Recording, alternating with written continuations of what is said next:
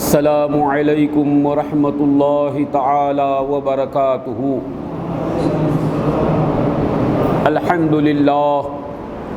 للہ نحمده ونستعینه ونستغفره ونؤمن به ونتوکل علیہ ونعوذ باللہ من شرور انفسنا ومن سیئات اعمالنا من يهده اللہ فلا مضل له ومن يضلله فلا هادي له ونشهد أن لا إله إلا الله وحده لا شريك له ونشهد أن سيدنا وشفيعنا وحبيبنا ونبينا ومولانا محمدا عبده ورسوله أرسله الله تعالى بالحق بشيرا ونذيرا وداعيا إلى الله بإذنه وسراجا منيرا أما بعد فقد قال الله سبحانه وتبارك وتعالى في شان حبيبه الكريم تشريفا وتكريما ومخبرا وآمرا إن الله وملائكته يصلون على النبي يا أيها الذين آمنوا صلوا عليه وسلموا تسليما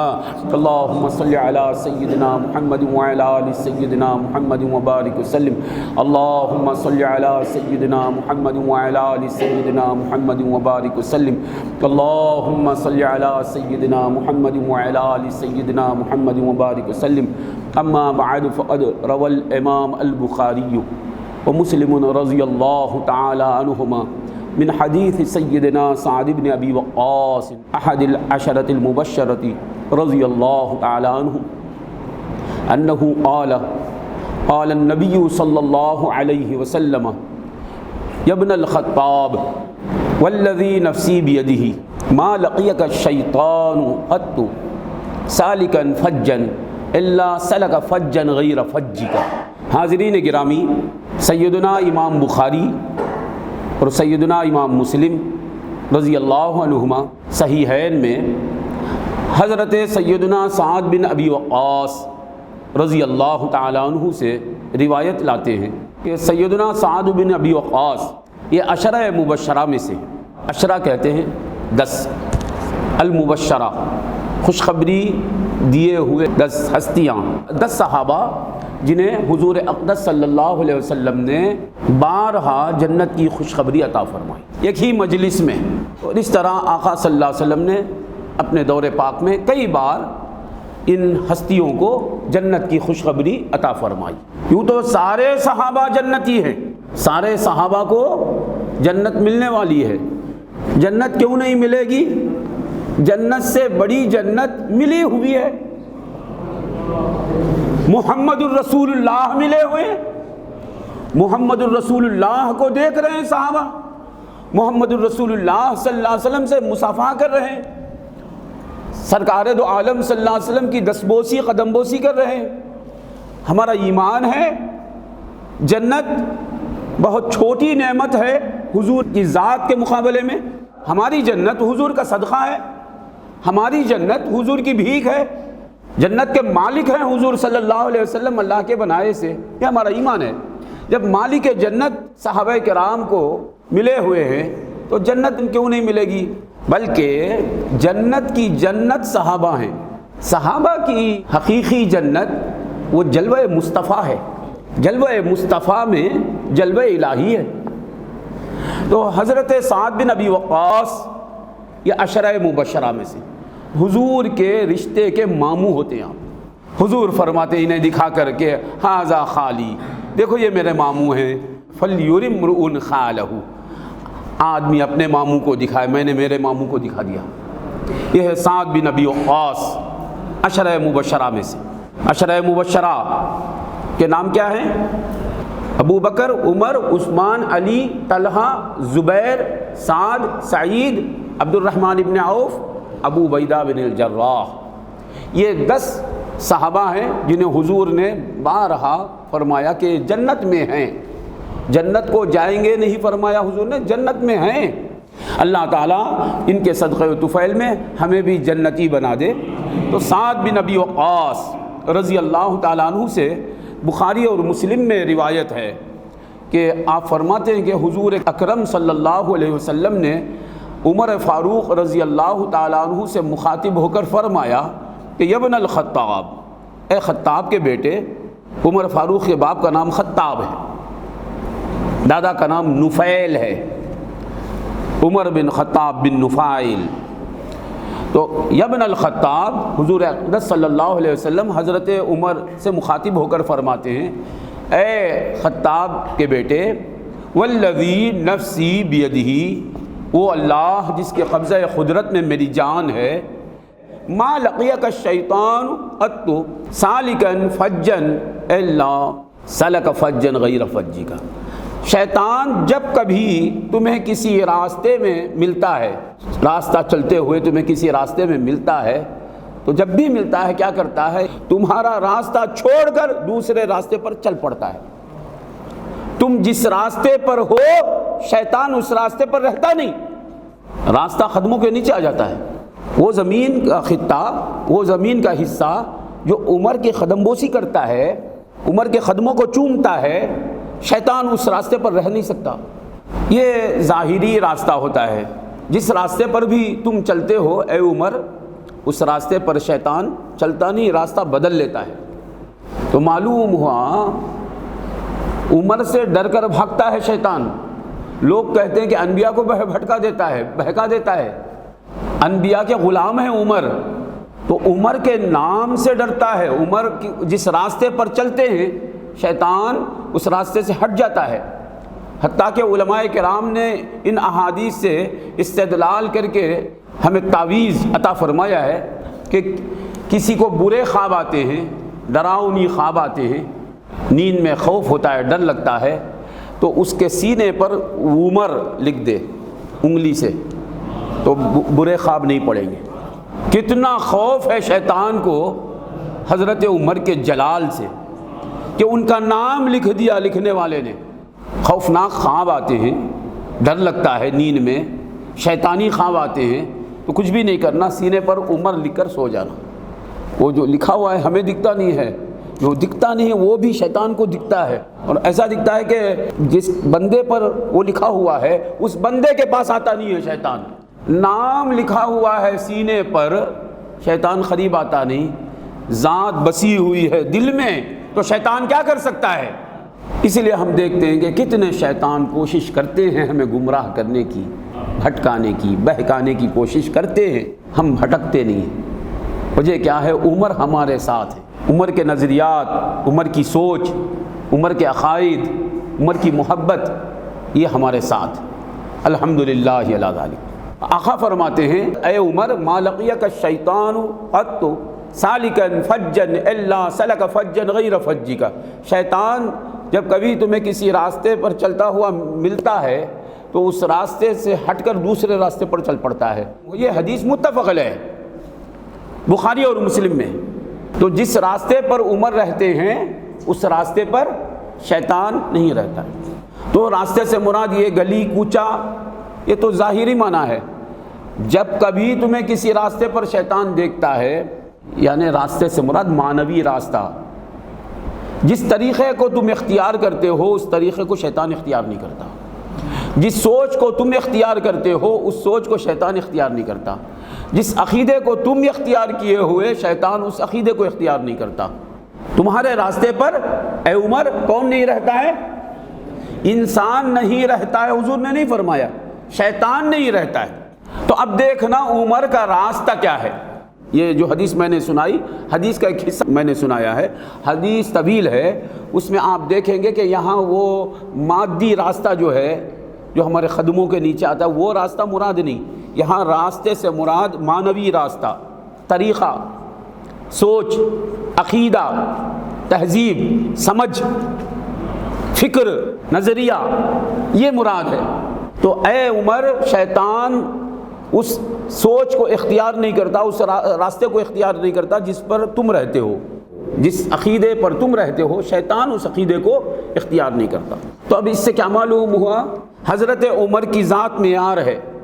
حضرت عمر جس راستے پر ہیں سمجھ لینا وہ شیطان کا راستہ نہیں ہے، اور جس راستے پر حضرت عمر نہیں ہے سمجھ لینا کہ وہ خدائی راستہ نہیں ہے، وہ رحمان کا راستہ نہیں ہے، وہ قرآن کا بتایا ہوا راستہ نہیں ہے، وہ شیطان کا راستہ ہے۔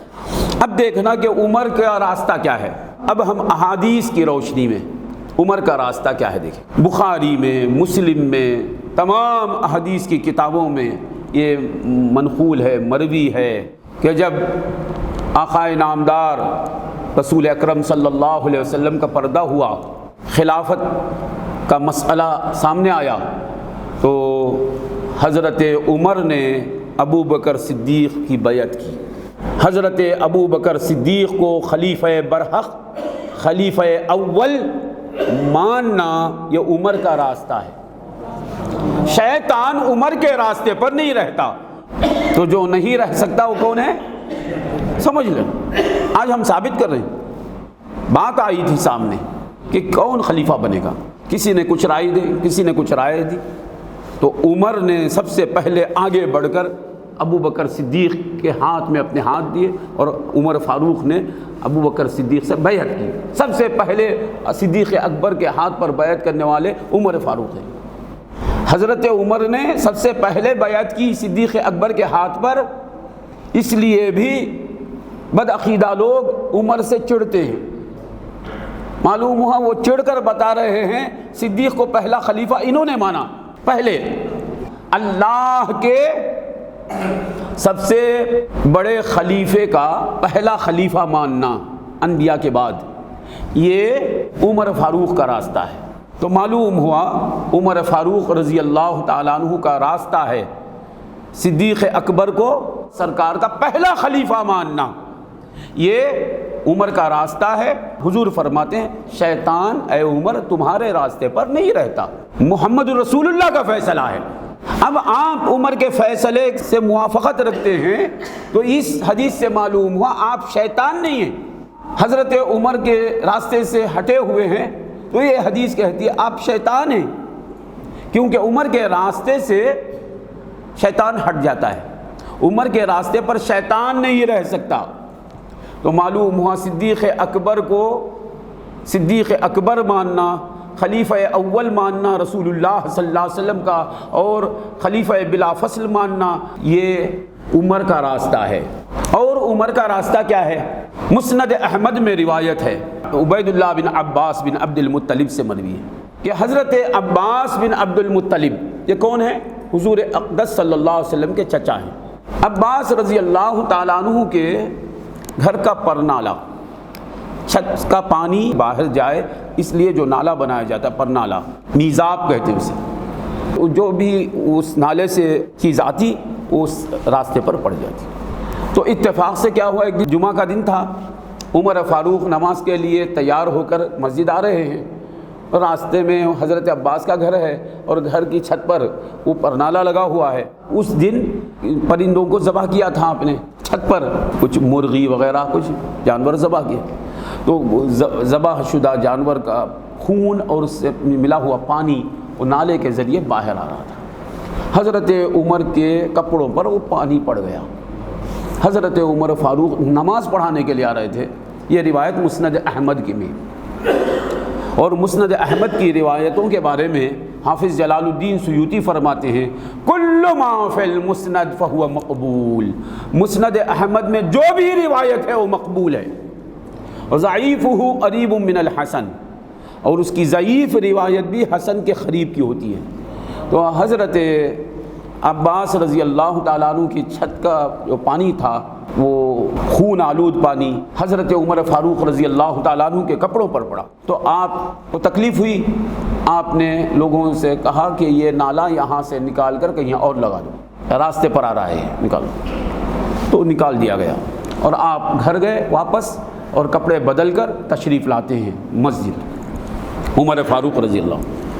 حضرت عباس بن عبد المطلب مسجد میں تشریف لاتے ہیں اور فرماتے ہیں کہ یا امیر المومنین، یہ نالا جو آپ نے نکال دیا، وہ میزاب جو آپ نے نکال دیا، یہ نبی اکرم صلی اللہ علیہ وسلم نے اپنے ہاتھوں سے وہاں نصب کیا تھا، حضور نے اپنے مقدس ہاتھوں سے وہ نالا وہاں لگایا تھا، اتنا سننا تھا۔ امیر المومنین عمر فاروق رضی اللہ تعالیٰ عنہ فرماتے ہیں کہ اے عباس، میں آپ کو قسم دیتا ہوں، اللہ کا واسطہ دیتا ہوں، یہ اب کیا کرنا ہے کہ میں وہاں کھڑا ہو جاؤں گا، میرے کاندھے پر کھڑے ہو کر آپ کو لگانا ہے۔ سوچئے، سوچنے کا مقام ہے۔ عمر کا راستہ دکھا رہا ہوں میں۔ پرنالہ لگا ہوا تھا، سڑک پر پانی آ رہا تھا اس سے، تو حضرت عمر کے کپڑے آلودہ ہو گئے اس سے، تو آپ امیر المومنین ہیں، آپ نے وہ نکلوا دیا۔ عباس رضی اللہ تعالیٰ عنہ یہ عرض کرتے ہیں کہ وہ نالہ حضور صلی اللہ علیہ وسلم نے اپنے ہاتھوں سے وہاں لگایا تھا۔ تو اب دنیاوی سوچ کیا کہتی ہے، ناقص عقل کیا کہے گی؟ اے بھائی، حضور نے لگایا تو وہ اور زمانہ تھا، یہ اور زمانہ ہے، صحیح ہے، بولیں گے نا؟ وہ دور ایسا تھا کہ اس وقت پبلک اتنی نہیں تھی، کئی سال گزر گئے ہیں، اب پبلک زیادہ ہو گئی ہے، اب تکلیف ہوتی ہے اس سے، تب کی بات اور ہے، اب کی بات اور ہے، یہ باتیں ہوں گی نا۔ حضرت عمر فاروق نے یہ نہیں کہا، یا یہ کہا جائے گا کہ دیکھو حضور صلی اللہ علیہ وسلم نے لگایا اور میں نے نکلوایا تو میں حضور کا خلیفہ ہوں نا۔ یعنی یہ سوچ، یہ خیال آ سکتا ہے، کہنے والے کہہ سکتے ہیں، عمر نے سب نہیں کہا۔ دیکھو حضور اقدس صلی اللہ علیہ وسلم نے لگایا تھا، میں نے نکلوایا، میں کون ہوں؟ امیر المومنین ہوں، میں کون ہوں؟ حضور کا خلیفہ ہوں، اور حضور نے فرمایا ہے کہ میرے بعد عمر کی اقتدا کرو، ابو بکر کی اقتدا کرو۔ حضور نے یہ بھی نہیں فرمایا، حالانکہ حضور نے فرمایا ہے اقتدوا بالذین من بعد ابی بکر و عمر۔ حضرت حذیفہ بن یمان سے حدیث مروی ہے، صحیح حدیث ہے کہ حضور فرماتے ہیں میرے بعد ابو بکر اور عمر کی اقتدا کرو، پیروی کرو، فالو کرو۔ اے بھائی، حضور نے کھلے الفاظ میں فرما دیا ہے کہ میرے بعد عمر کی اقتدا کرو۔ اب حضور کے بعد کا زمانہ ہے، اب میں نے نکال دیا ہے، میری اقتدا کا حکم رسول اللہ نے دیا ہے، اب آپ خلاف بولیں گے تو رسول اللہ کے خلاف ہے۔ حضرت عمر فاروق نے یہ بھی نہیں کہا، اور یہ بھی نہیں کیا کہ اچھا، یہ بھی نہیں کہا کہ بعض ایسی بات ہے حضور صلی اللہ علیہ وسلم نے لگایا، اچھا پھر سے لگا لو، یہ بھی نہیں کیا۔ یہ بھی نہیں فرمایا کہ جس نے اس کو نکالا ہے تو جا کے پھر سے لگا دے، یہ بھی نہیں۔ اچھا میں لگوا دیتا ہوں، پھر سے نصب کروا دیتا ہوں، یہ بھی نہیں فرمایا۔ میں حکم لگا دیتا ہوں، یہ بھی نہیں فرمایا۔ اے باس تم لگا لو، یہ بھی نہیں فرمایا، بلکہ فرمایا کہ ایسی بات ہے تو میں وہاں کھڑا ہو جاؤں گا، میرے کاندھے پر کھڑے ہو کر آپ کو لگانا ہے، میرا حکم ہے۔ اب ہر ایک سمجھ سکتا ہے یہ تعظیم مصطفیٰ ہے، ہر سوچ کو ہٹا رہے ہیں عمر فاروق رضی اللہ۔ جب محمد الرسول اللہ صلی اللہ علیہ وسلم کی تعظیم کی بات آ گئی تو اب دوسری عقل کچھ بھی کہے وہ بے عقلی ہے، اسی کو لینا ہے۔ تو حضرت عباس نے حکم پا کر یہی کیا، حضرت عمر کے کاندھے پر کھڑے ہو کر وہ نصاب لگایا، امیر المومنین کے کاندھے پر کھڑے ہو کر، اللہ اکبر، عباس رضی اللہ تعالیٰ عنہ وہ نصاب، وہ پرنالہ نصب کرتے ہیں۔ تو اس سے معلوم ہوا تعظیم مصطفیٰ یہ عمر کا راستہ ہے، اور حضور فرماتے ہیں اے عمر، شیطان تمہارے راستے پر نہیں رہتا۔ اسی طرح مسند احمد میں روایت ہے، حضرت طلحہ بن عبید اللہ رضی اللہ تعالیٰ عنہ، یہ عشرہ مبشرہ میں سے، ان کے ایک صاحبزادے کا نام محمد نام تھا، ان کی کنیت کیا ہے؟ ابو محمد کے باپ۔ تو حضرت عمر فاروق رضی اللہ تعالیٰ عنہ کے دور خلافت میں آپ نے ایک شخص کو سنا کہ وہ ایک دوسرے شخص کو برا بھلا کہتا ہے، اور جس کو یہ برا بھلا کہتا ہے اس کا نام محمد تھا۔ عمر فاروق نے سن کر جس کا نام محمد تھا اسے بلایا، کیونکہ وہ برا بھلا کہنے والا اس شخص کو برا بھلا کہہ رہا تھا، حضور کو برا نہیں کہہ رہا تھا۔ جس کا نام محمد تھا اسے امیر المومنین فاروق اعظم رضی اللہ تعالیٰ عنہ بلاتے ہیں، بلا کر فرماتے ہیں کہ کیا بات ہے، میں تمہاری وجہ سے محمد کو برا بھلا کہتے ہوئے سنتا ہوں، یعنی حضور کے نام کی توہین ہو رہی ہے، تو تمہارا نام آج سے محمد نہیں عبد الرحمن ہے۔ جس کسی نے بھی ان صاحب کو برا بھلا کہا، اس کے نزدیک وہ بندہ مراد ہے جسے برا کہتا ہے، اس کا نام محمد ہے۔ خدا کی قسم آج سے تمہارا نام محمد نہیں عبد الرحمن ہے۔ جن کا بھی نام محمد ہے بدلنا، سب بدل دینا، کسی کا نام محمد نہیں رکھنا۔ دیکھیے قانون آ رہا ہے، تعظیم مصطفیٰ کی وجہ سے قانون بدل رہا ہے، کسی کا نام محمد نہیں رکھنا، تاکہ توہین نہ ہو، تاکہ بے ادبی نہ ہو، گستاخی نہ ہو، سب نام بدلو۔ تو یہ سن کر حضرت طلحہ کے صاحبزادے جن کا نام محمد تھا وہ آتے ہیں، حضرت امیر المومنین فاروق اعظم کے پاس آ کر کہتے ہیں یا امیر المومنین ما سمانی محمدن الا محمد صلی اللہ علیہ وسلم، مجھے محمد صلی اللہ علیہ وسلم نے ہی محمد نام رکھا ہے، میرا نام محمد حضور نے رکھا ہے۔ یہ سن کر حضرت عمر فرماتے ہیں جس کا نام محمد صلی اللہ علیہ وسلم نے محمد رکھا ہے مجھے کوئی اختیار نہیں اس کا نام بدلنے کا۔ دیکھیے ذرا، ساری بستی کے لوگوں کے نام بدل رہے ہیں حضور کی تعظیم میں، اور یہاں نام نہیں بدل رہے ہیں حضور کی تعظیم میں۔ تو معلوم ہوا حضور کی ذات تو حضور کی ذات ہے، حضور کے نام کی بھی تعظیم کرنا یہ عمر کا راستہ ہے۔ اور حضور فرماتے ہیں اے عمر، شیطان تمہارے راستے پر نہیں رہتا۔ لوگ سمجھتے ہیں تعظیم کرنا شرک ہے، یہاں بتایا جا رہا ہے عمر کا راستہ ہے، شیطان اس پر نہیں رہتا۔ اور یاد رکھنا بخاری میں مسلم میں حدیث ہے، قرآن مجید کی وہ آیت مبارکہ جس میں اللہ تعالیٰ فرماتا ہے وَاتَّخِذُوا مِن مَقَامِ إِبْرَاهِيمَ مُصَلًّى، مقام ابراہیم کو نماز گاہ بنا لو، نماز پڑھنے کا مقام بنا لو۔ یہ قرآن کی آیت ہے، اس کے شان نزول میں لکھا ہے، بخاری میں مسلم میں تمام حدیث کی کتابوں میں یہ حدیث ہے۔ حضرت عمر فاروق رضی اللہ تعالیٰ عنہ حضور سے عرض کرتے ہیں یا رسول اللہ لو اتخذنا من مقام ابراہیم مصلی، یا رسول اللہ اگر ہم مقام ابراہیم کو مصلی بنا لیں گے، یہاں نماز پڑھنے کا رواج رکھیں گے تو بہت اچھا رہے گا۔ مقام ابراہیم وہ پتھر جس پر ٹہر کر، جس پر کھڑے ہو کر خلیل اللہ علیہ السلام نے کعبے کی تعمیر فرمائی، وہ ہے مقام ابراہیم۔ اسی مقام ابراہیم پر کھڑے ہو کر خلیل اللہ علیہ السلام نے حضور کو مانگا تھا اللہ سے، ربنا وبعث فیہم رسولا منہم یتلو، میلاد کا ذکر کیا تھا اس پتھر پر کھڑے ہو کر، مقام ابراہیم پر ٹھہر کر محمد الرسول اللہ صلی اللہ علیہ وسلم کو اللہ سے خلیل اللہ علیہ السلام نے مانگا تھا۔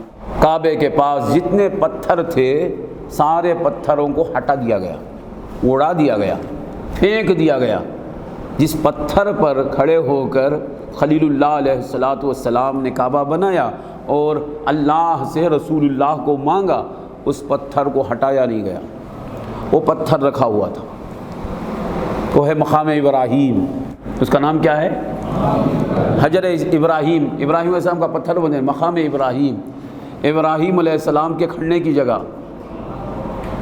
یعنی حضور کو مانگنا جو طریقہ حضرت ابراہیم کا ہے حضور کو مانگنے کا، وہ آپ کا مقام ہے، اس طریقے سے ہم کہاں مانگ سکتے ہیں؟ جو حضور کو حاصل کرنے کا راستہ ہے، طریقہ ہے، جو سلیقہ ہے، جو ڈھنگ ہے، جو آداب ہیں خلیل اللہ کے، وہ خلیل اللہ کے ہیں علیہ السلام۔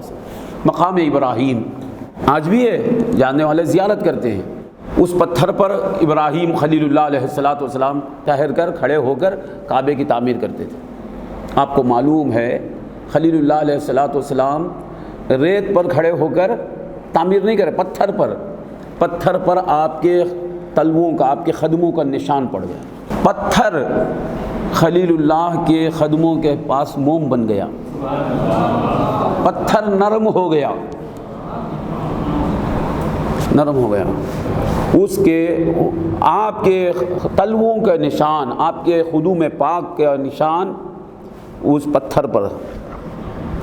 حضرت قتادہ تابعی فرماتے ہیں وہ ماں پیٹی اندھے تھے، قتادہ نابینا تھے۔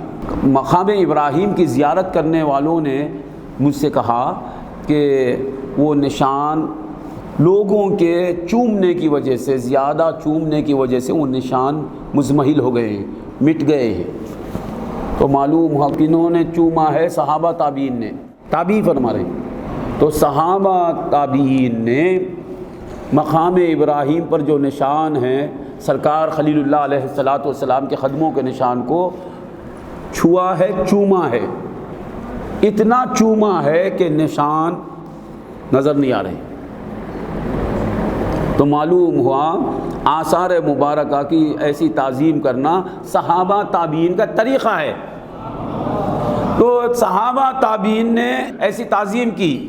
مقام ابراہیم علیہ الصلاۃ والسلام کا مقام جو پتھر ہے جس پر آپ کھڑے ہو کر کعبے کی تعمیر فرما رہے تھے، وہ حضرت ابراہیم کے آثار سے. اس مقدس پتھر کو سرکار خلیل اللہ علیہ الصلاۃ والسلام سے نسبت ہو گئی.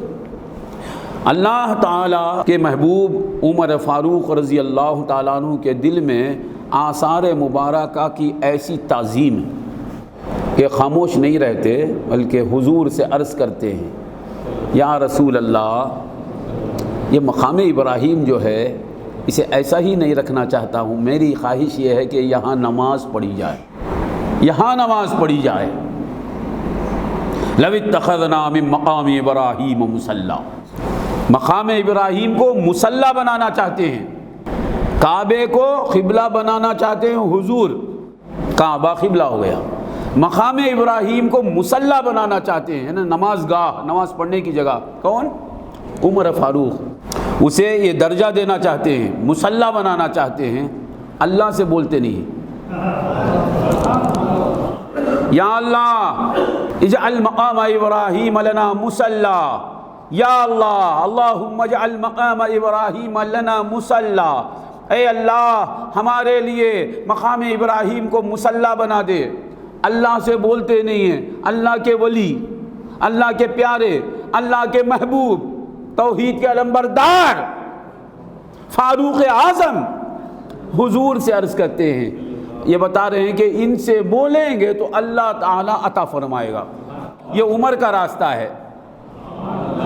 اللہ سے بگڑی بنانا ہے، اللہ تعالیٰ سے حاجت روائی کروا لینا ہے، اللہ تعالیٰ دعا ہماری قبول کرے، یہ ہماری خواہش ہے. تو رسول اللہ سے عرض کرنا، اپنا کام بنانا ہے، اللہ تعالیٰ ہماری بگڑی بنائے، یہ ہماری خواہش ہے. رسول اللہ سے عرض کرنا یہ عمر کا راستہ ہے. اور حضور فرماتے ہیں، اے عمر، شیطان تمہارے راستے پر نہیں رہتا. لو اتخذنا من مقام ابراہیم مصلی، یا رسول اللہ مقام ابراہیم کو مصلی بنا لیا جائے. کس سے مانگ رہے ہیں؟ کس سے کہہ رہے ہیں؟ حضور سے. اللہ جواب دیتا ہے.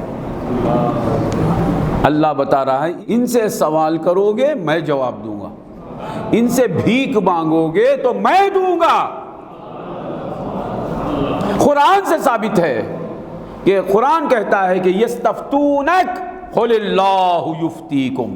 یستفتونک، اے حبیب آپ سے سوال کرتے ہیں، آپ سے علمی فتویٰ پوچھتے ہیں، آپ سے لوگ استفتاء کرتے ہیں. آپ فرمائیے اللہ جواب دیتا ہے تمہیں. آپ سے سوال کرتے ہیں، فرمائیے اللہ جواب دیتا ہے. مجھ سے سوال کریں گے آپ تو جواب کون دے گا؟ حافظ صاحب دیں گے؟ حافظ صاحب سے سوال کریں گے تو میں جواب دوں گا؟ جس سے سوال کیا جائے گا وہ جواب دے گا. اے رسول، یہ لوگ آپ سے فتویٰ پوچھتے ہیں، آپ یہ جواب دو. نہیں فرماتا ہے بولو، اللہ جواب دیتا ہے. کھلی دلیل ہے کہ ان سے علم مانگو گے تو اللہ علم دے گا، ان سے فضل مانگو گے اللہ فضل دے گا. رسول سے دولت مانگو گے تو اللہ دولت دے گا، رسول سے عزت مانگو گے تو اللہ عزت دے گا، رسول سے دارین کی سعادت تم مانگو گے تو اللہ سعادت دارین تمہیں دے گا. اس میں عقل مندوں کے لیے کھلا اشارہ ہے. رسول سے علم مانگتے ہیں اللہ دیتا ہے. تو سرکار دو عالم صلی اللہ علیہ وآلہ وصحابہ وسلم سے گزارش کرتے ہیں، یا رسول اللہ لو اتخذنا من مقام ابراہیم مصلی. الفاظ کیا ہیں؟ لو اتخذنا من مقام ابراہیم مصلی. کاش ہم مقام ابراہیم کو نماز گاہ بنا لیتے. ہم اگر ایسا کر لیتے تو کتنا اچھا ہوتا ہے. تقریباً انہی الفاظ میں اللہ تعالیٰ ارشاد فرماتا ہے، وَاتَّخِذُوا مِن مَقَامِ إِبْرَاهِيمَ مُصَلًّى، مقام ابراہیم کو تم مصلی بنا لو۔ آثار خلیل اللہ کی تعظیم کرنا عمر کا راستہ ہے، اللہ فرماتا ہے سب اختیار کرو۔ اب سارے حجاج جاتے ہیں مقام ابراہیم کے پاس کھڑے ہو کر 2 رکعت نماز پڑھتے ہیں۔ یہ کس کی خواہش ہے؟ تو آثار کی توہین کرانا چاہتے، تعظیم کرانا چاہتے ہیں، آثار مبارکہ کی تعظیم کرنا چاہتے ہیں۔ یہ عمر کا راستہ ہے۔ لوگ کہتے ہیں کہ عمر فاروق نے بیعت الرضوان، وہ جس درخت کے نیچے بیعت کی گئی تھی اس درخت کو کٹوا دیا، کاٹ دیا۔ عمر کی سوچ کیسی ہے؟ جس درخت کے نیچے بیعت ہوئی تھی، شجرہ رضوان جسے کہتے ہیں، بیعت الرضوان جس درخت کے نیچے ہوئی تھی، جس کے بارے میں قرآن میں ذکر آیا ہے لقد رضی اللہ عن المؤمنین اذ یبایعونک تحت الشجرہ، تحقیق اللہ راضی ہو گیا ایمان والوں سے اے نبی جب کہ وہ آپ سے بیعت کر رہے تھے درخت کے نیچے۔ ان الذین یبایعونک انما یبایعون اللہ، وہ لوگ جو آپ سے بیعت کر رہے ہیں درخت کے نیچے، اللہ فرماتا وہ اللہ سے بیعت کر رہے ہیں۔ تو بہت مقدس درخت ہے شجرہ رضوان، جہاں اللہ تعالیٰ کی رضا کا اعلان ہوا، جہاں اللہ تعالیٰ نے اپنی سکینت نازل فرمائی، جس کا ذکر قرآن میں آیا ہے۔ اب بعض لوگ یہ کہتے ہیں کہ دیکھو روایات میں آیا، عمر فاروق کو بات پہنچی کہ لوگ اس درخت کے پاس جا کر نمازیں پڑھتے ہیں، تسبیح کرتے ہیں، ذکر و اذکار کرتے ہیں۔ عمر فاروق کو جب یہ رپورٹ ملی تو آپ نے حکم دیا کہ وہ درخت کاٹ دیں۔ تو اس سے معلوم ہوتا ہے آثار کی تعظیم کرنا یہ عمر کو پسند نہیں ہے۔ ہم کہتے ہیں آپ جو روایت پیش کرتے ہیں وہ روایت کہاں ہے؟ طبقات ابن سعد میں، امام ابن سعد کی کتاب طبقات میں، الطبقات الکبریٰ اس میں ہے، اور کہاں ہے؟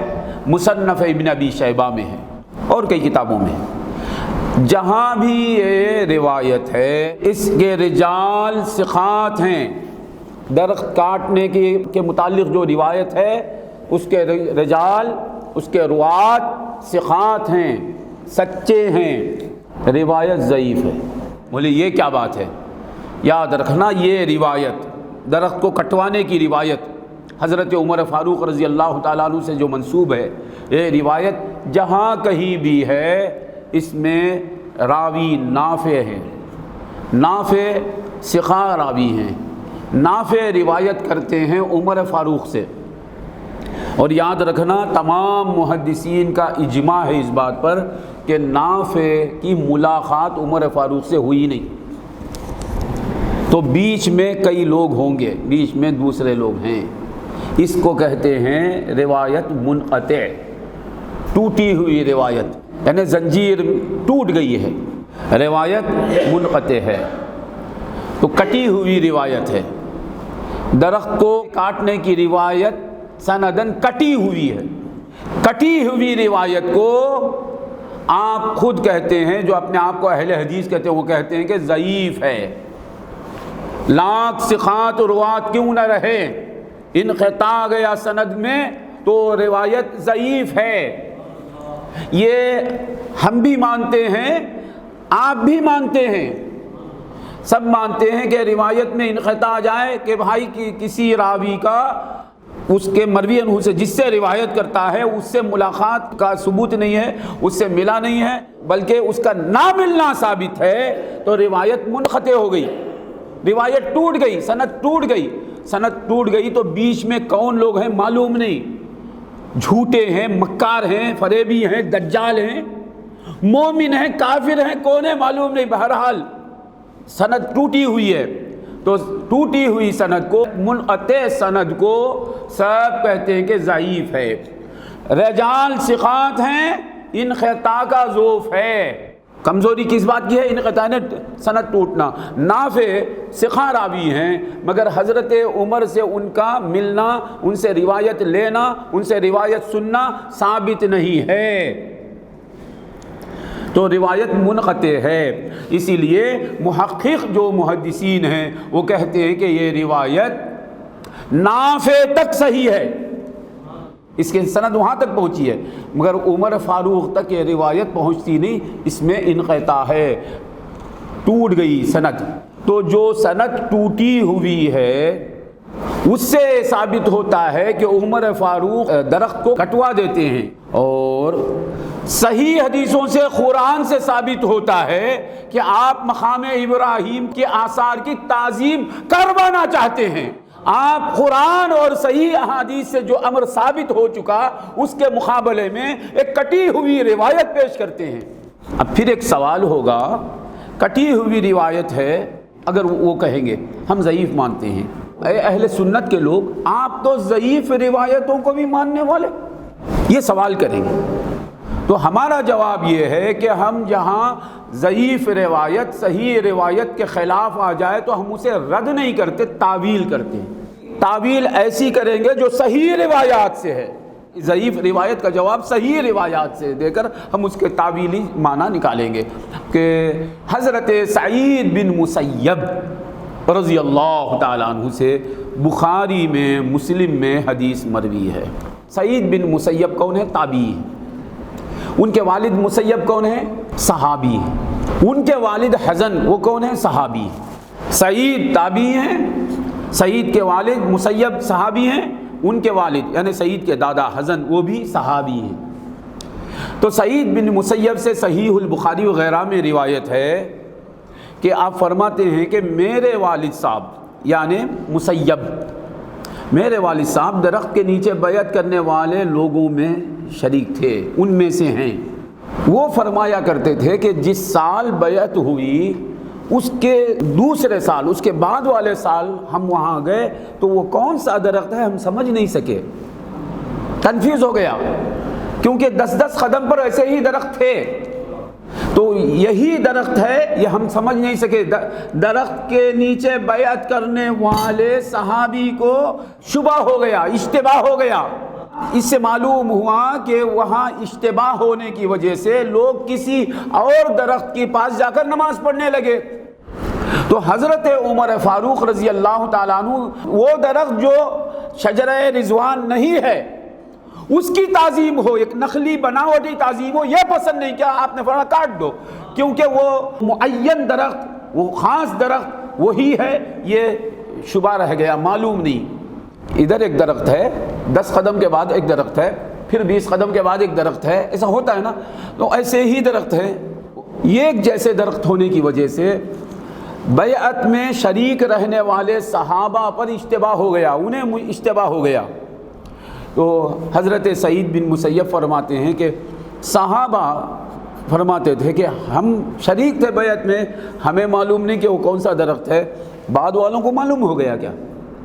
تو معلوم ہوا اس درخت کے سوا کسی درخت کے پاس لوگ جانے لگے۔ تو عمر فاروق کو یہ پسند نہیں آیا کہ جو حقیقت میں وہ درخت نہیں ہے اس کے پاس جائیں، اس واسطے آپ نے کٹوا دیا۔ یہ تعویل کرتے ہیں ہم، پہلے تو روایت ضعیف ہے، ضعیف روایت بھی لیں گے تو تعویل کر کے لیں گے۔ آپ یہ چاہتے ہیں کہ حقیقت میں جو درخت ہے اس کی تعظیم ہو، حقیقت میں جو بیعت الرضوان جس درخت کے نیچے ہوئی اس کی تعظیم ہو، کسی اور درخت کی تعظیم نہ ہو۔ ایسا تو پھر سلسلہ چلتا رہے گا، اس جیسا درخت کوئی اور دیکھے وہاں بھی بیٹھ جائیں گے لوگ۔ تو عمر فاروق نے اس کا دروازہ بند کرنے کے لیے کہ نخلی درخت جو حقیقت میں وہ درخت نہیں ہو اس کی تعظیم نہ ہو، اس واسطے آپ نے اس درخت کو کٹوا دیا جس کے پاس لوگ غلطی سے چلے جاتے تھے۔ ورنہ آپ کا راستہ یہ ہے کہ مقام ابراہیم، یہ ابراہیم علیہ السلام کے آثار ہیں، معلوم ہے، تو آپ حضور سے گزارش کرتے ہیں کہ اسے مقام ابراہیم بنا لیں تو بہت اچھا ہوگا۔ تو معلوم ہوا آپ کی طبیعت مبارکہ میں، آپ کا قلب مبارک آثار مبارکہ کی تعظیم کرتا ہے۔ آثار مبارکہ کی تعظیم کرنا یہ عمر فاروق کا راستہ ہے، اور حضور فرماتے ہیں اے عمر شیطان تمہارے راستے پر نہیں رہتا۔ اور ایک حدیث جو مسند احمد میں ہے صحیح سند کے ساتھ، انس بن مالک رضی اللہ تعالیٰ عنہ سے مروی ہے کہ آپ فرماتے ہیں رسول اللہ صلی اللہ علیہ وسلم نے فرمایا کہ اللہ تعالیٰ نے مجھ سے وعدہ کیا ہے 4 لاکھ میرے غلاموں کو بغیر حساب کے جنت میں داخل کر دے گا، یہ اللہ نے مجھ سے وعدہ کیا۔ حدیث صحیح ہے، مسند احمد کی ہے، راوی انس بن مالک رضی اللہ عنہ۔ یہ سن کر ابو بکر صدیق عرض کرنے لگے، زدنا یا رسول اللہ، یا رسول اللہ ہماری تعداد اور بڑھائیے، آپ بڑھائیے۔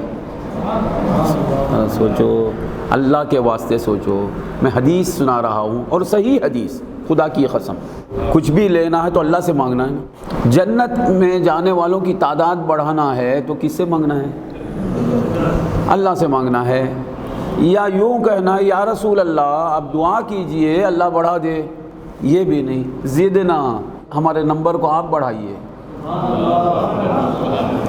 یہ صدیق کا راستہ ہے، اور ان کے ہاتھ پر بیعت کرنا عمر کا راستہ ہے، اور شیطان عمر کے راستے پر نہیں رہتا۔ جو رسول اللہ کو ایسا مختار مانے، رسول اللہ کو قدرت والا ماننا، یہ صدیق کا راستہ ہے۔ اس حدیث سے ثابت ہوتا ہے، زدنا یا رسول اللہ، یا رسول اللہ آپ زیادہ کریں، آپ بڑھائیں، زدنا یا رسول اللہ، زدنا یا اللہ نہیں، اے اللہ یہ نہیں بول رہے ہیں، اور ہیں وہ اللہ والے، ہر لمحہ اللہ کی یاد میں رہنے والے، ہر لمحہ اللہ میں گم رہنے والے، اللہ کے مرید، اللہ کے دیوانے، اللہ کی عزت کی قسم۔ تم کیا یاد کرو گے اللہ کو؟ وہ ایسے اللہ کے یاد کرنے والے کہ اللہ خود فرماتا ہے یہ اللہ کی ذات کو چاہتے ہیں، اللہ فرماتا ہے یہ اللہ کی ذات کو چاہتے ہیں۔ ابو بکر صدیق کے بارے میں اللہ فرماتا ہے یہ جو بھی خرچ کرتے ہیں ان کو صرف اور صرف میری رضا مقصود ہے۔ قرآن میں اللہ کہتا ہے، گارنٹی اللہ دیتا ہے، وہ ہے ابو بکر۔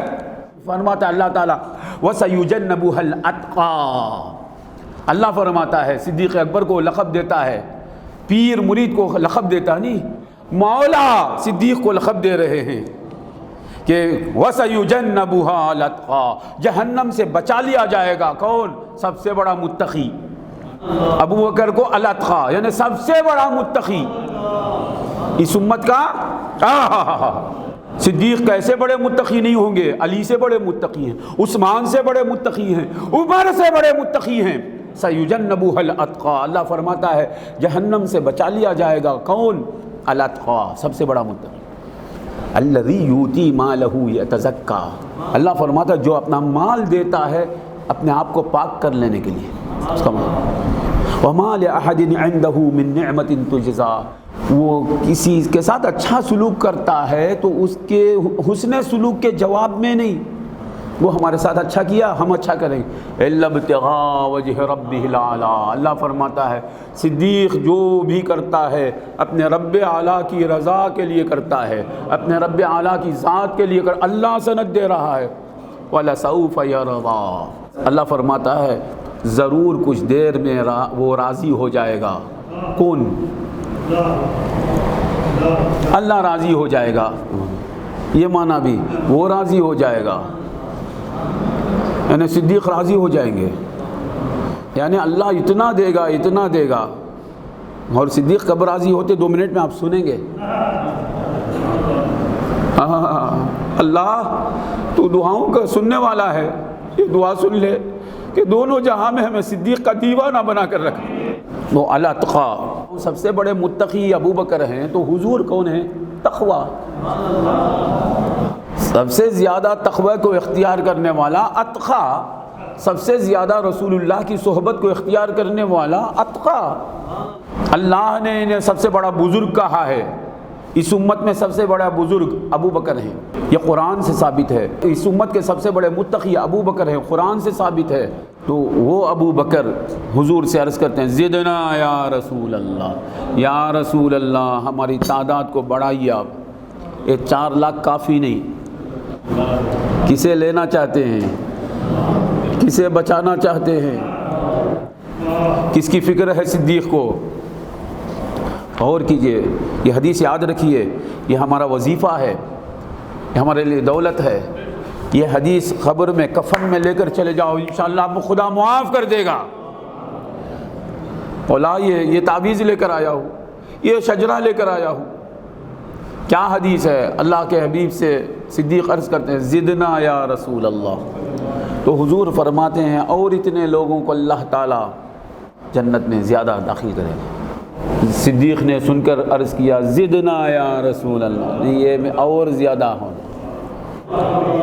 زدنا یا رسول اللہ، زدنا یا رسول اللہ، زدنا یا بڑھائیے اللہ کے رسول، زیادہ کیجئے اللہ کو۔ ذرا سوچئے مولا، اللہ سے مانگنے والے صدیق، اللہ پر مرنے والے صدیق، اللہ کی توحید پر قربان ہونے والے صدیق، اللہ تعالیٰ کے عاشق صادق صدیق، زدنا یا رسول اللہ سے مانگ رہے ہیں، زدنا یا رسول اللہ، زدنا یا رسول اللہ۔ تو حضور نے نہیں فرمایا ادعونی استجب لکم، اللہ نے فرمایا تم مجھے کیوں مانگتے ہو، مجھ سے کیوں مانگتے ہو؟ حضور نے نہیں فرمایا۔ سمجھو حضور کے مذہب کو، حضور کے دین کو۔ زدنا یا رسول اللہ، یا رسول اللہ زیادہ کیجئے، یہ بار بار بولتے، حضور فرماتے اور اتنے لوگ، اور اتنے لوگ۔ عمر فاروق بیٹھے ہوئے تھے، انہوں نے فرمایا اے ابو بکر چپ رہو، یہ کیا ہے، بار بار تم زدنا بولتے جاتے ہو، بار بار کیوں بولتے بیٹھے ہو، چپ رہو۔ ابو بکر صدیق نے فرمایا یا عمر کیا ہو گیا تمہیں؟ میں چاہتا ہوں کہ حضور کی ساری امت جنت میں جائے، مجھے امید ہے کہ اللہ اس چاہت کے خلاف نہیں کرے گا۔ صدیق کو خدا نے چاہت دی ہے، ہم تو اس کے کرم کی وجہ سے، ہم تو اس کے فضل کی وجہ سے اس امید میں ہیں کہ ہماری چاہت کے خلاف نہیں کرے گا، اسی امید میں تو بیٹھے ہیں نا۔ ہماری چاہت ہے کہ بچ جائے، ہماری چاہت ہے کہ معاف ہو جائے، ہماری چاہت ہے نا، ہماری چاہت کے مارے نہ جائیں، ہماری چاہت ہے کہ چہرے کالے نہ ہو، ہماری چاہت ہے کہ قبر میں عذاب نہ پائیں، ہماری چاہت ہے کہ ہم جوتے نہ کھائیں، ہماری چاہت ہے کہ ہم غوث اعظم کے قدموں میں رہیں، ہماری چاہت ہے کہ ہم خواجہ اعظم کے قدموں میں رہیں۔ اور امید کیا ہے؟ وہ کریم مولا اپنے کرم سے گناہگاروں کی چاہت کے بھی خلاف نہیں کرے گا، ہماری چاہت بھی قبول فرما لے گا، یہ امید ہے نہیں ہے؟ جب ہماری چاہت کی یہ بات ہے، وہاں صدیق اکبر کی چاہت ہے، خدا کے سب سے بڑے خلیفے کی چاہت ہے، خدا کے خلیفہ اول کی چاہت ہے، خلیفہ اعظم محمد الرسول اللہ خدا کے، اور انبیاء کے بعد خلیفہ اعظم ابو بکر صدیق ہیں محمد الرسول اللہ کے۔ تو صدیق اکبر کی چاہت ہے۔ آپ فرماتے ہیں اے عمر کیا ہو گیا تمہیں، تم کیوں یوں بولتے ہو؟ میں یہ چاہتا ہوں کہ ہم سب یعنی حضور کی ساری امت جنت میں داخل ہو جائے، یہ میں چاہتا ہوں۔ ذرا سوچو، اس چاہت کو رد کرے گا مولا؟ اور یہ چاہت مردود چاہت ہے، محبوب کی چاہت بھی مردود ہوتی ہے، اور وہ چاہت ان کی اپنی چاہت ہے، صدیق کی چاہت خود سے پیدا ہوتی ہے۔ غوث پاک فرماتے ہیں میں کبھی کچھ نہیں کہتا جب تک اللہ مجھے قسم دے کر نہ کہے کہ اے عبد القادر کہو تو کہتا ہوں، میں کبھی کچھ کھاتا نہیں جب تک کہ خدا یہ نہ کہے کہ اے عبد القادر کھا لو تو کھاتا ہوں، میں کبھی کچھ پیتا نہیں جب تک کہ خدا یہ نہ کہے کہ اے عبد القادر کچھ پی لو تو میں پیتا ہوں۔ حضرت غوث اعظم جو اولیاء کے سلطان ہیں اور صدیق اکبر کے خادم ہیں، آپ رضی اللہ تعالیٰ عنہ کی خواہش نہیں ہے، خدا تعالیٰ انہیں کھلاتا ہے، پلاتا ہے، ان سے کہلواتا ہے، تو یہ صدیق جو کہہ رہے ہیں کہ میں چاہتا ہوں کہ میرے آقا کی ساری امت جنت میں داخل ہو جائے، بولو اس روایت کے اعتبار سے وہ چاہت کس کے حکم سے ہے، کس کی مرضی سے ہے؟ وہ چاہت کس کی چاہت سے ہوگی؟ وہ کہاں سے رد ہو سکتی ہے؟ میرا کریم مولا اس چاہت کو رد کرے گا؟ میرا کریم مولا تو ایسا کریم ہے کہ مولا صدیق کے صدقے میں مجھے معاف کر دے کہوں تو میری دعا قبول کر لے گا۔ وہاں تو صدیق کی چاہت ہے۔ حدیث صحیح سنا رہا ہوں میں، مسند احمد کا حوالہ دیا، انس بن مالک راوی ہیں رضی اللہ عنہ، اے عمر حضور کی ساری امت جنت میں جائے، میں چاہتا ہوں، ہمارے لیے میں تو یہی سمجھتا ہوں یہ کافی ہے، اسی لیے میں کہتا ہوں اس حدیث کو خبر میں عہد نامہ لے کر جاتے نہیں، عہد نامہ ہے نا، وصیت کر کے مر جانا، اس حدیث میں فرشتے دیکھیں گے مولا کے، یہ ہمیں امید ہے کہ یہ لے کر آیا ہے، حضور کا امتی ہے، حضور کے سب سے بڑے خلیفہ کی یہ چاہت ہے کہ سب جنت کو جائیں، کہ عذاب شروع کریں گے۔ اے اللہ تو اس چاہت کو ہمارے حق میں قبول فرما لے، تیرے صدیق کی چاہت ہے، میں برا ہوں، خستہ ہوں، خراب ہوں، غدار ہوں، بے وفا ہوں، تیرے وفادار صدیق کا واسطہ اس غدار کو بھی معاف کر دے، اس گناہگار کو بھی معاف کر دے، اس غافل کو بھی معاف کر دے، تجھے تیرے صدیق کی سچائی کا واسطہ، تو جو صدیق سے محبت کرتا ہے اس محبت کا واسطہ مولا نالائقوں کو بھی معاف فرما دے۔ مولا میں چاہتا ہوں کہ ساری امت جنت میں جائے، میں تو سمجھتا ہوں یہ ہمارے لیے خوشخبری ہے، گارنٹی ہے، ہاں شرط یہ ہے کہ ہم امت میں رہ کر مریں، ایمان کے ساتھ مریں، ایمان اسلام پر مریں، دامن محمدی ہاتھ میں رہے، موت کے وقت عشق خدا، عشق مصطفیٰ ہمارے دل کا نور بن کر رہے، کفر و شرک سے ہم محفوظ رہیں، ایمان پر ثابت قدم رہیں۔ بے شک ہر گناہ ہے، گناہ سے بچ کر رہنا ہے، مگر یاد رکھو لاکھ گناہ ہے، مگر کفر و شرک کے برابر کوئی گناہ نہیں۔ ہمیں ہر گناہ سے، کبیرہ تو کبیرہ صغیرہ سے بھی بچ کر رہنا ہے، مگر کفر و شرک سے بچ کر کوئی اس دنیا سے چلا گیا تو بیڑا پار ہے، اس کا آخری ٹھکانہ تو جنت ہی ہے یقیناً۔ مگر اس کا ہرگز یہ معنی نہیں کہ ہم گناہوں کو معمولی سمجھیں، گناہوں کو چھوٹا سمجھیں، ہر گناہ سے ہمیں بچ کر رہنا ہے، مگر ایمان پر خاتمہ، اللہ تعالی ہم سب کو ایمان پر خاتمہ عطا فرمائے، اسلام پر خاتمہ عطا فرمائے تو ہمارا بیڑا پار ہے۔ تو صدیق اکبر عمر فاروق سے فرماتے ہیں میں چاہتا ہوں کہ میرے آقا کی ساری امت جنت میں جائے، تو عمر فاروق کہتے ہیں اے ابو بکر اللہ چاہے تو وہ جو حضور اشارہ کر رہے ہیں نا اتنے جائیں گے، یہ ایک مٹھی میں ساری امت آ جائے گی۔ معلوم ہے دونوں میں اختلاف نہیں ہے، ائمہ میں اختلاف جو ہوتا ہے وہ ایک طرح کا اختلاف ہے، پھر اندر اصول میں اتفاقی رہتا ہے، وہ لفظی اختلاف ہوتا ہے۔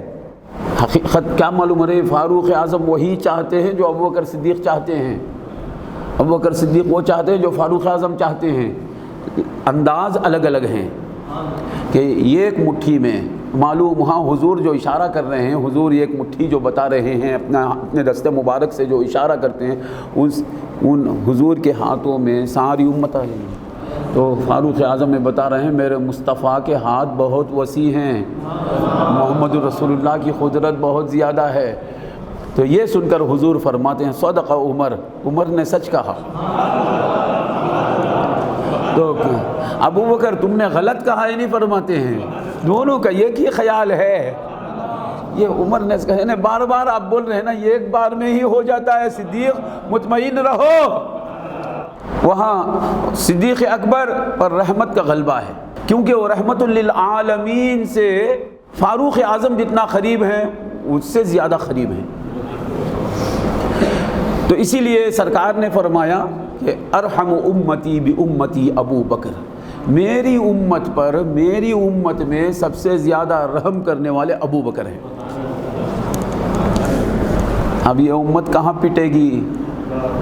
ہاں خدا کرے کہ صدیق کے رہ کر مرے ہم، عقائد اہل سنت والجماعت پر رہیں۔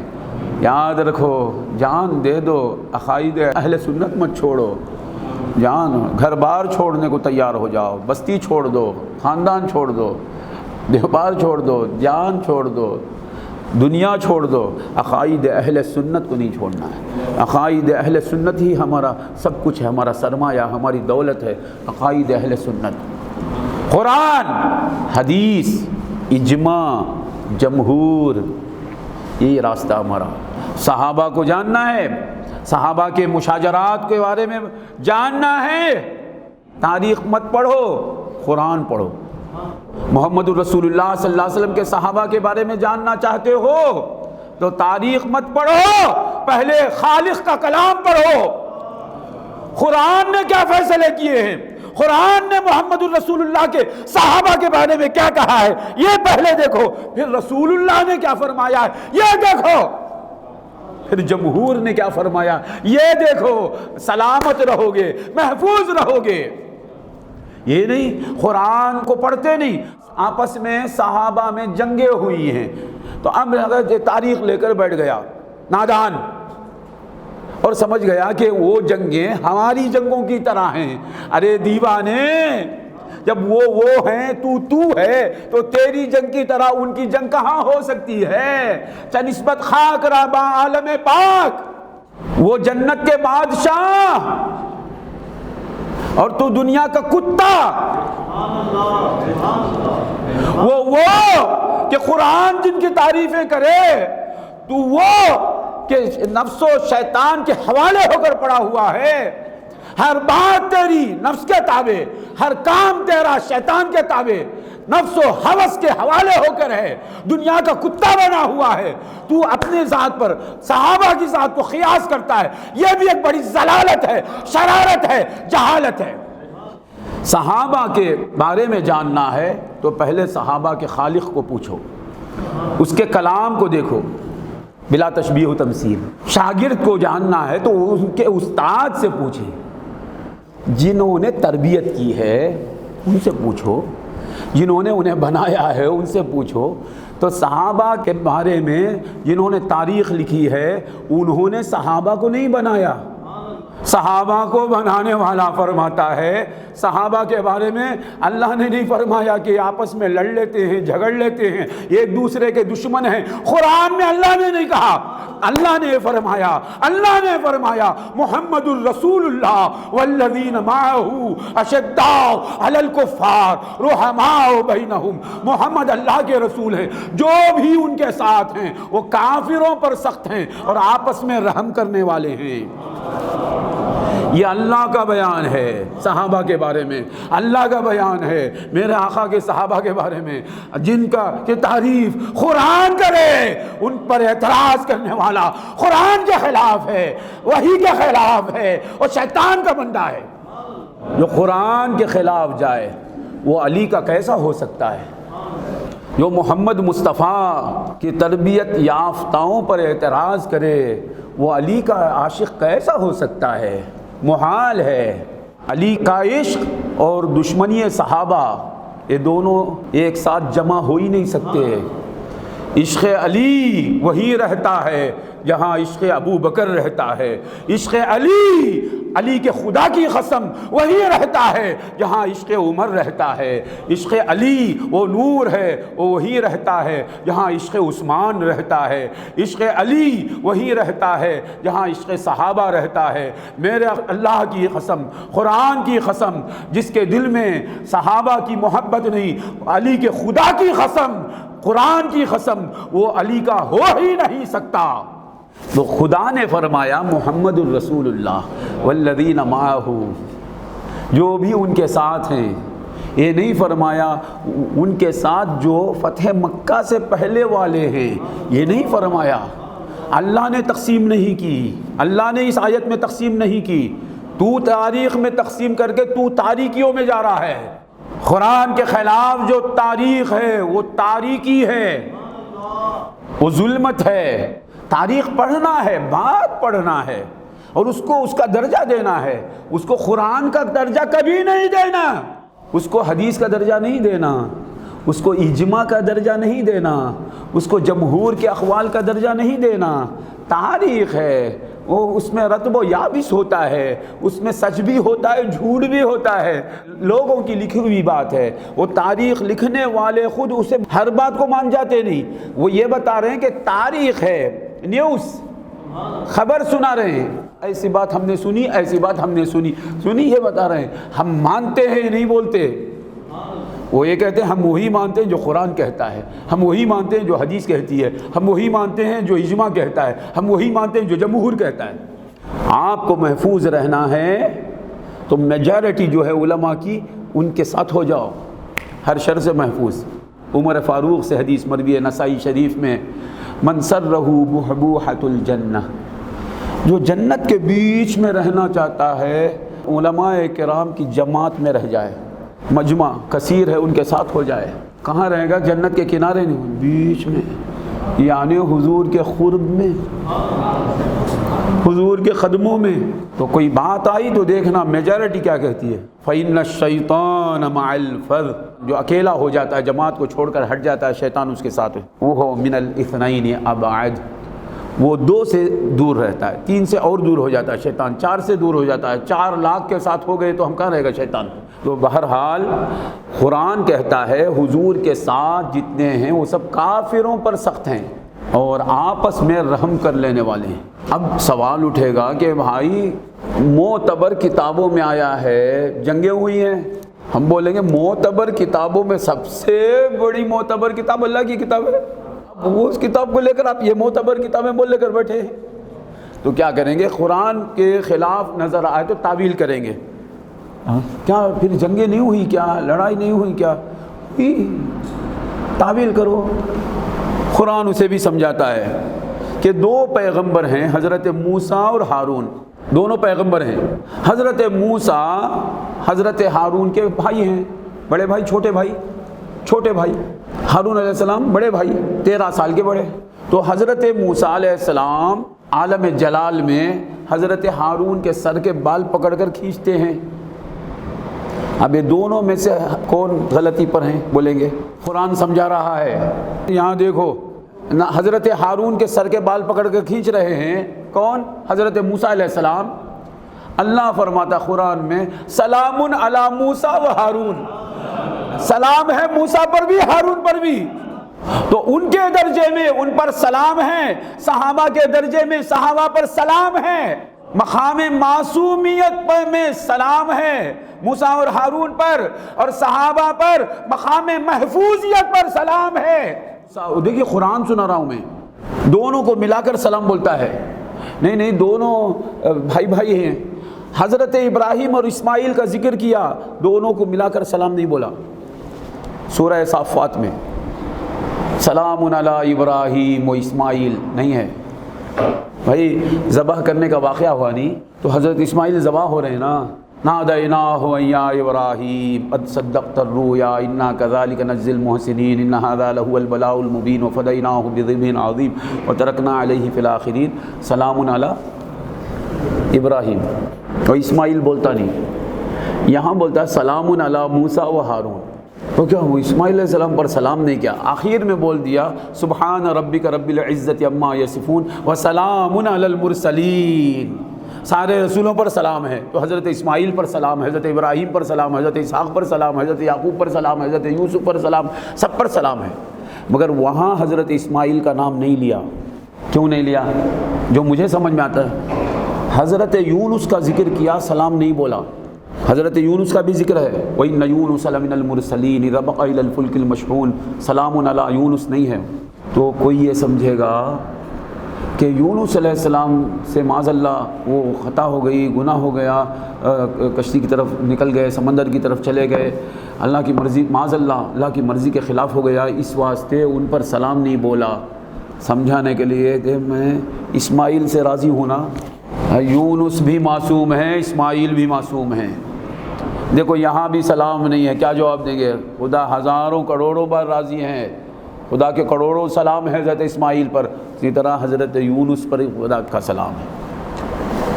حضرت یونس کی کوئی توہین نہ کرے، یہ ایک وجہ ہے، اور یونس کو اللہ تعالیٰ فرماتا ہے کہ یونس کون ہیں؟ لولا انہ کان من المسبحین، یونس علیہ السلام کہتے ہیں میں ظالموں میں سے ہوں، اللہ فرماتا ہے تسبیح کرنے والوں میں سے۔ اگر تسبیح کرنے والے نہ ہوتے یونس تو مچھلی کے پیٹ میں قیامت تک رہتے۔ کب تک رہتے؟ کہاں رہتے؟ تو کیا مانا؟ مچھلی بھی زندہ رہیں گی، نبی جہاں رہتے وہ مقام بھی باقی، مچھلی کو قیامت تک رکھ دیتا یونس علیہ السلام کے لیے۔ اگر یونس تسبیح کرنے والے نہ ہوتے تو مچھلی کے پیٹ میں قیامت تک رہتے۔ یعنی آپ نے لا الہ الا انت سبحانک انی کنت من الظالمین کہا، آپ کو باہر اللہ تعالیٰ نے پہنچا دیا۔ تو اللہ فرماتا ہے تسبیح کرنے والے یونس کون؟ اور اسی سورہ میں اللہ فرماتا ہے فرشتے کہتے ہیں انا لنحن المسبحون، فرشتے کہتے ہیں ہم ہی تسبیح کرنے والے، فرشتے کہتے ہیں ہم ہی تسبیح کرنے والے، اللہ فرماتا ہے یونس تسبیح کرنے والے۔ تو فرشتے بے خطا ہیں نہیں ہیں، وہ نام وہاں دے رہا ہے، بتا رہا ہے یونس بے خطا ہے، بے گناہ ہے، اللہ تعالیٰ سمجھنے کی توفیق دے۔ تو یہ کہہ رہا تھا حضرت موسیٰ علیہ السلام ہارون علیہ السلام کے سر کے بال پکڑ کر کھینچ رہے ہیں۔ کسی نبی کو آپ غصے سے دیکھیں تو ایمان چل جائے گا، سر کے بال پکڑ کر کھینچے تو کافر مرتد ہو جائیں گے نا۔ وہاں کھینچا جا رہا ہے، نبی کے سر کے بال پکڑ کر کھینچ رہے ہیں، خدا فرماتا سلام علی موسیٰ و ہارون، جو کھینچ رہے ہیں نا سر کے بال پکڑ ان پر پہلے سلام علی ہارون و موسیٰ نہیں فرمایا، سلام علی موسیٰ و ہارون، پہلے موسیٰ پر سلام پھر ہارون۔ انبیاء کے درجے میں ان پر سلام بھیجا گیا، یہاں اولیاء کے درجے میں ہم یہ کہیں گے کہ سلام علی علی و معاویہ، دونوں پر خدا کی طرف سے سلامتی ہے۔ تو صحابہ کرام رضوان اللہ علیہم اجمعین کے بارے میں تاریخ پہلے نہیں پڑھنا، پہلے قرآن پڑھنا، حدیث پڑھنا، اس کے بعد آپ تاریخ پڑھیں گے تو گمراہ نہیں ہوں گے، ورنہ دیوانے ہو جائیں گے، گمراہ ہو جائیں گے۔ صدیق اکبر رضی اللہ تعالیٰ عنہ حضور سے گزارش کر کے بتا رہے ہیں کہ حضور مختار ہیں، صدیق کا راستہ ہے، اور ایسی ہستی کے ہاتھ پر بیعت کر کے عمر فاروق بتا رہے ہیں کہ ایسی ہستی کو پہلا خلیفہ ماننا یہ میرا راستہ ہے، اور حضور فرماتے ہیں شیطان عمر کے راستے پر نہیں رہتا۔ اور ایک روایت بول کر میں تقریر ختم کر لیتا ہوں، عمر کا راستہ بخاری میں روایت ہے، جب عمر فاروق پر حملہ کیا ابن ابی لولوا نے، فیروز بن ابی لولوا نے، مجوسی غلام نے آپ پر خنجر سے حملہ کر دیا، آپ رضی اللہ تعالیٰ عنہ زخمی ہو گئے، شہادت کا وقت قریب آیا تو حضرت عمر فاروق رضی اللہ تعالیٰ عنہ عبداللہ ابن عمر کو بلاتے ہیں، اپنے صاحبزادے کو، جا کر ام المومنین عائشہ صدیقہ کو میرا سلام سناؤ، اور بولنا عمر سلام کرتا ہے، امیر المومنین نہیں بولنا، عمر سلام عرض کرتا ہے، اور یہ عرض کرتا ہے، گزارش کرتا ہے، عمر اپنے پیاروں کے ساتھ رہنا چاہتا ہے، کیونکہ وہ حجرہ عائشہ صدیقہ کا ہے، تو ان سے اجازت لیں، حضور کے ساتھ صدیق اکبر کے ساتھ عمر رہنا چاہتا ہے، اگر اماں جان اجازت دیں تو مجھے وہاں دفن کرنا، اگر اجازت نہ دیں تو مجھے مسلمانوں کے قبرستان میں دفن کرنا۔ سوچئے شہادت قریب ہے، کیا فکر ہے؟ حضور کے قرب سے برکت حاصل کرنے کی فکر ہے، یہ ہے تبرک کا عقیدہ، یہ ہے توسل کا عقیدہ، یہ ہے مزارات سے برکت لینے کا عقیدہ، وہاں دفن ہونا چاہتا ہوں۔ سوچئے نا، یہ معاذ اللہ دنیا کی شہرت حاصل کرنے کی بات ہے، تو معلوم ہوا مزارات سے تبرک و توسل، استبراک کا عقیدہ یہ عمر فاروق ہے۔ جاؤ جا کر، اور وہاں بھی میں امیر المومنین ہوں، جا کر بولو میں وہاں دفن ہونا چاہتا ہوں، نہیں، اجازت مانگو۔ تو معلوم ہوا تعظیم ولی اللہ، عائشہ صدیقہ اللہ کے ولیاں ہیں، ان کی تعظیم کرنا یہ عمر کا راستہ ہے، جا کر اجازت لو۔ تو حضرت عبداللہ ابن عمر عائشہ صدیقہ کی بارگاہ میں پہنچتے ہیں، دیکھتے کیا ہیں کہ عائشہ صدیقہ رو رہی ہیں، آپ کو خبر مل گئی تھی کہ فیروز بن ابی لولوا شیطان نے، مجوسی لونڈے نے امیر المومنین پر خنجر سے حملہ کر دیا ہے، زخمی ہو گئے ہیں سرکار، تو آپ رو رہی تھی، آپ کے پاس عبداللہ ابن عمر، عمر فاروق کے صاحبزادے آتے ہیں، اماں جان عمر آپ کو سلام ہو، اور یہ ان کی گزارش ہے کہ وہ اپنے پیاروں کے ساتھ رہنا چاہتے ہیں، سرکار اور صدیق اکبر کے ساتھ رہنا چاہتے ہیں، تو اگر آپ اجازت دیں تو وہاں دفن ہوگا، ورنہ عام مسلمان۔ یہ سن کر عائشہ صدیقہ فرماتے ہیں وہ جگہ میں نے اپنے لیے رکھی تھی، اور آج میں میری ذات پر عمر کو ترجیح دیتی ہوں کہ میری طرف سے اجازت ہے، عمر کو وہاں دفن کر دیں۔ یہ خبر لے کر آتے ہیں، اللہ اکبر، زخم سے آپ نڈھال ہو گئے ہیں، زخموں سے، ایسے میں آپ فرماتے ہیں کیا بات ہے، کیا خبر لائے؟ بولے آپ کو اجازت مل گئی ہے۔ ہاں الحمدللہ، سب سے بڑی فکر مجھے اسی بات کی تھی۔ ذرا سوچئے، آپ کے پاس ایمان ہے اعلیٰ درجے کا، اسلام ہے، بھائی تمہارا عمل ساتھ آتا ہے، بے شک ساتھ آتا ہے، اس میں کوئی انکار نہیں، عمل ساتھ آتا ہے۔ یہاں دیکھ، عمل ساتھ آتا ہے، وہ قبول ہے مردود ہے معلوم نہیں نا، بے شک ہمارا عمل ساتھ آتا ہے، شک نہیں، تمہارا عمل تمہارے ساتھ، ہمارا عمل، اس میں کسے شک ہے، مگر وہ عمل کیسا ہے یہ معلوم نہیں نا۔ عمل مقبول ہے مردود ہے معلوم نہیں، رسول مقبول ہی مقبول ہیں۔ آپ کے پاس ایمان ہے، اسلام ہے، جہاد ہے، تقوی ہے، توحید ہے، اخلاص ہے، توکل ہے، علم ہے، ایسا مقام ہے، جنت کی خوشخبری ہے، نماز ہے، روزہ ہے، زکوٰۃ ہے، حج ہے، جہاد ہے، اللہ اکبر، فتوحات اسلامیہ ہیں، قرآن و حدیث کا علم کا سمندر ہے، صحابیت کا شرف حاصل ہے، حضور کے خلیفہ ہیں، اور حضور نے بارہا انہیں جنت کی خوشخبری دی ہے۔ سب رکھتے ہوئے ان کا راستہ یہ ہے کہ حضور کے مزار اقدس کے پاس دفن ہو کر وہاں سے برکت حاصل کرنا، وہ قرب حاصل کرنا۔ معلوم ہوا یہ تبرک و توسل کا عقیدہ یہ راستہ ہے عمر کا، خدا کا فضل ہے اس راستے پر ہم ہیں، اور حضور فرماتے ہیں عمر تمہارے راستے پر شیطان نہیں رہتا۔ تو اللہ تبارک و تعالی ہمیشہ ہمیں دونوں جہاں میں عمر کے راستے پر رکھے اور ہمیں فلاح و کامیابی عطا فرمائے۔ وآخر دعوانا الحمدللہ رب العالمین۔